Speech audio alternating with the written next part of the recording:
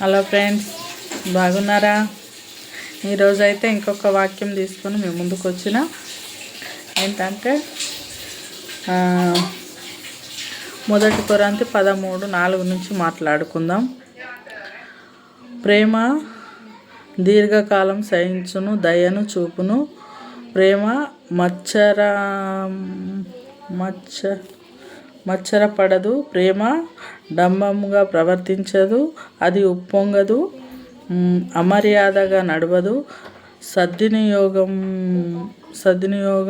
జనము విచారించుకొని తర్వాత కోపపడును. కార్యములను మనసులో ఉంచుకోదు.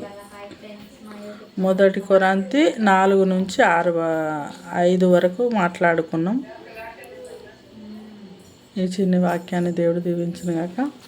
అంటే ప్రేమ దీర్ఘకాలము సహించును.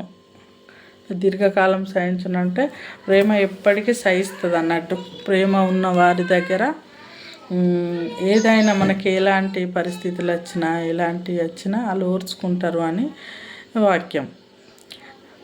ప్లస్ ఇంకొకటి ఏంటిది,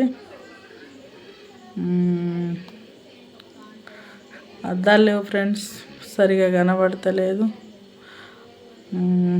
ప్రేమ మచ్చరపడదు అంటే ప్రేమ మచ్చరపడదు. ప్రేమ డంబముగా ప్రవర్తించదు. అది ఉప్పొంగదు అంటే ఉప్పొంగదు. ప్రేమ ఉన్న కాడ దేన్నైనా సహిస్తుందేమో, దీని అర్థం అదే కావచ్చు. నాకు కూడా అంత కరెక్ట్గా తెలియదు. అమర్యాదగా ప్రవర్తించదు. సద్వినియోజనముగా విచారించుకొని త్వరపడి కోపపడదు. అది కార్యములను మనసులో ఉంచుకోదు. అంటే ప్రేమ ఉంటే సర్వదోషములను కప్పేది ప్రేమ. ప్రేమ ఉన్నోళ్ళు ఎప్పుడైనా కానీ ప్రేమ కలిగి ఉంటే సర్వదోషంలో వాళ్ళు ఎంత మనం ఒకరిని ప్రేమించినాము అంటే వాళ్ళు ఎంత చెడ్డ వాళ్ళైనా మంచి వాళ్ళైనా వాళ్ళు ఎలాంటి వాళ్ళైనా మనం సహిస్తామని దీని అర్థం.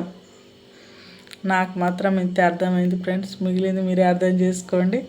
ఈ చిన్న వాక్యాన్ని దేవుడు దీవించును గాక. ఆమేన్, ఆమేన్, ఆమేన్.